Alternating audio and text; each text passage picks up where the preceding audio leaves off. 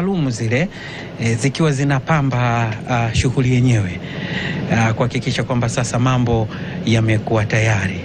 Hii ni zoezi lililosubiriwa mara baada ya Tume Huru ya Taifa ya Uchaguzi kutangaza mshindi na kukabidhi vyeti maalum na kukabidhi cheti maalum kwa mshindi ambaye alishinda kwa 97.66.